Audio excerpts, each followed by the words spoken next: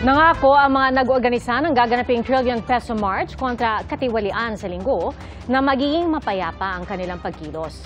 Bago po yan, ilang grupo ng mga kabataan, guro at manggagawa ang nagkilos protesta sa Maynila kanina. Saksi, si Jamie Santos. Sa tao! Nagkasanang magkakahiwalay na kilos protesta laban sa korupsyon ang iba't ibang grupo ng kabataan, guro mula sa iba't ibang universidad at samahan ng mga manggagawa. May mga nagtirik ng kandila. Ayon sa mga nagprotesta sa Taft Avenue, lalahok din sila sa pagtitipon sa linggo para ipanawagang panagutin ang mga kurakot at umaabuso sa kaban ng bayan. Simula kaninang alas 5 ng hapon, inilagay na sa full alert ang mga pulis sa Metro Manila. Mahigit 50,000 pulis ang magbabantay sa buong bansa. Nagkasarin kanina ng walkthrough ang Quezon City Police kasama mga organizer ng trillion peso march sa EDSA People Power Monument. Peaceful protest ang gagawin po natin. Wala po tayong ito-tolerate na anumang karahasan. Tsaka yung wala po tayong panawagan na regime change sa labas ng saligang batas. Ang mahalaga po ay maihayag po natin yung galit natin tungkol sa lahat ng mga anomalya sa ating infrastructure projects.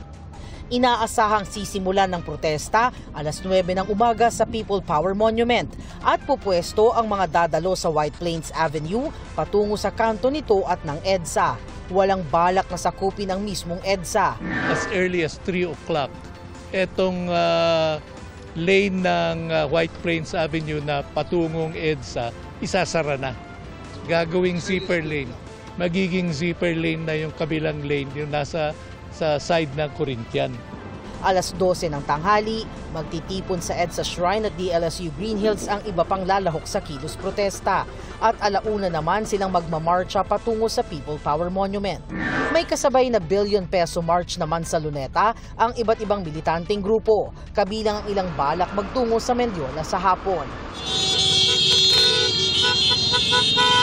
May mga kasabay ring pagtitipon sa Plaza Independencia sa Cebu City. Marcha mula Haro Plaza hanggang Kapitolyo sa Iloilo City at rally sa Public Plaza ng Bacolod City.